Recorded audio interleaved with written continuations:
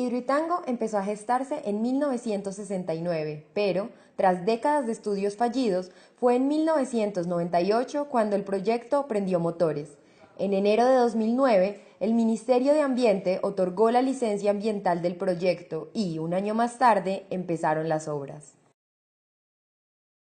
Para poder levantar la presa, se construyeron 2 túneles de desviación, por donde fluyó el agua del río Cauca mientras avanzaban los trabajos. En octubre de 2017 finalizó la construcción del túnel intermedio, que era el único que iba a quedar abierto tras el fin de las obras. Por eso, a diferencia de los otros 2, debía funcionar con compuertas. En enero de este año, al acercarse el final de las obras, las entradas de los 2 túneles de desviación se sellaron con paredes de concreto.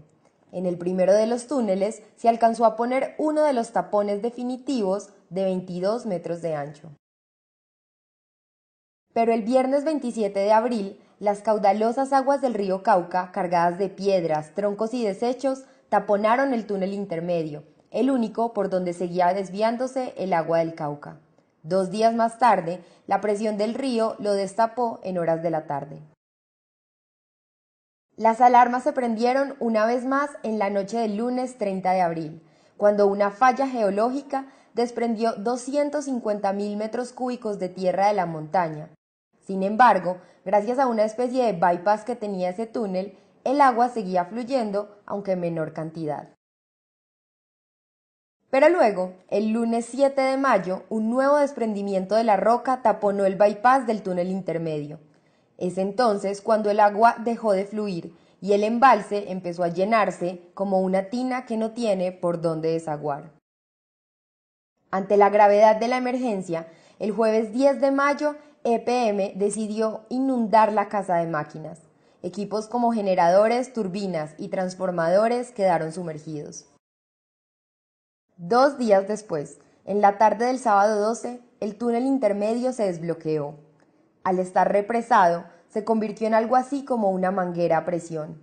El caudal promedio del río en esta época es de 1.200 metros cúbicos de agua por segundo, pero esa tarde, cuando se abrió paso el agua, alcanzó los 6.000 metros cúbicos por segundo.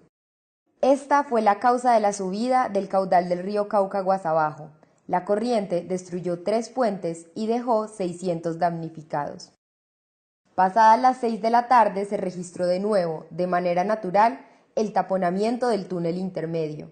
Desde entonces, el agua solo fluye por la casa de máquinas. Cuando todo parecía estabilizarse, el miércoles 16 de mayo, EPM informó que se presentó una obstrucción en la casa de máquinas. El agua empezó a salir por las galerías, que es por donde entran carros y trabajadores a ese lugar. El incidente dejó 4 trabajadores heridos y puso en alerta máxima a 5 municipios aguas abajo. 2 horas más tarde, el agua volvió a fluir con normalidad, pero en la medianoche de ese día salió una vez más por las galerías. Al otro día, el país se levantó con la voz preocupada del gerente de EPM.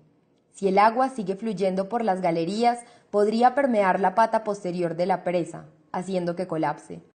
Además, si el agua la rebosa, los 20 millones de metros cúbicos de roca y cemento podrían erosionarse y potencialmente derrumbarse, causando una avalancha que arrasaría pueblos enteros.